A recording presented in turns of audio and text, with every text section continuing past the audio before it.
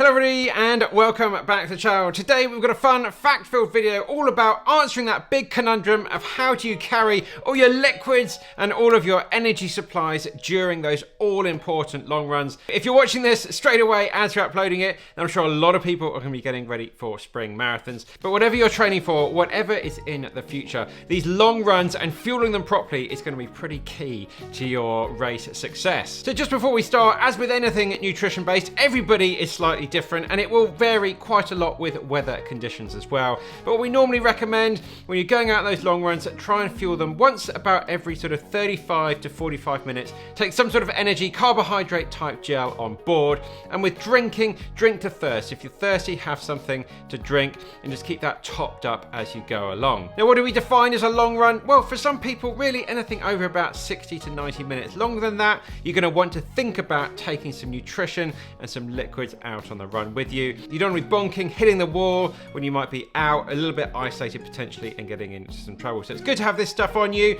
fuel the run from the start, little and often as you go through. Right, let's get stuck into the video, going through lots of different ways you can carry stuff on you, or if you don't want to carry it on you, some alternative solutions that you might not have thought of before. Right, let's go.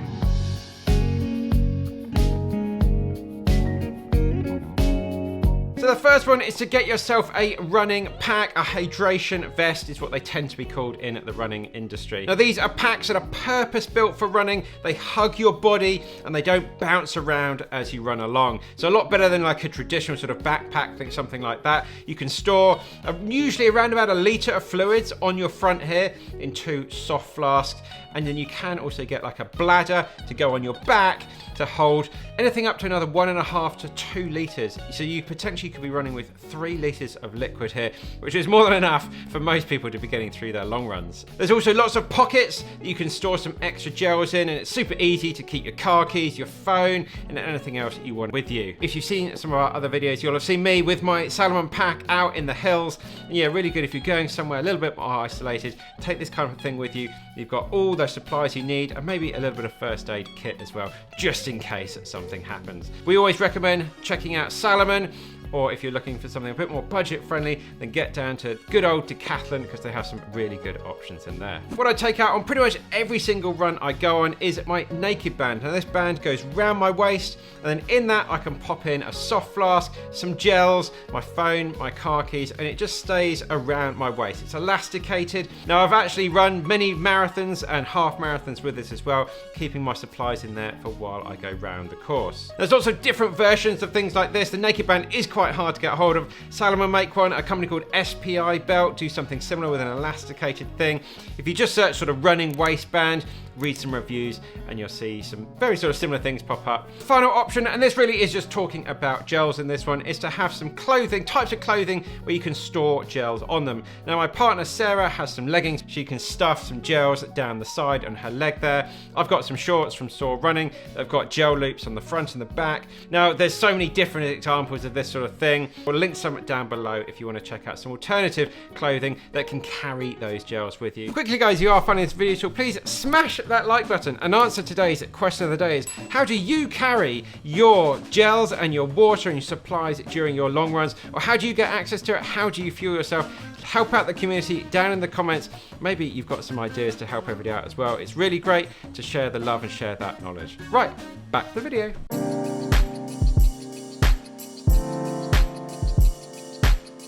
So here's some other options to consider if you don't want to be carrying this stuff on you. You want to be running free with nothing weighing you down. Well, the first thing we'd suggest, and you probably see this in some of our videos if you watch them, is to go out with a friend on a bike. Not you on a bike, you've got to be doing the running. But they can cycle alongside you, you have a bit of banter with them, and obviously they can carry your supplies and give them to you as you need them during the run. A little bit of a good way to potentially involve some other non-running members of your family, spend a bit of time together, a bit of bonding. One thing to take in consideration is trying to find a really nice bike-friendly route that's sort of good for them as well as you running along as well. Probably the most common thing to do here in this sort of situation is to set up a mini aid station, maybe outside your house, by your car, or just stashing a few things in a bush. I do this all the time when I'm doing my sort of longer run training sessions.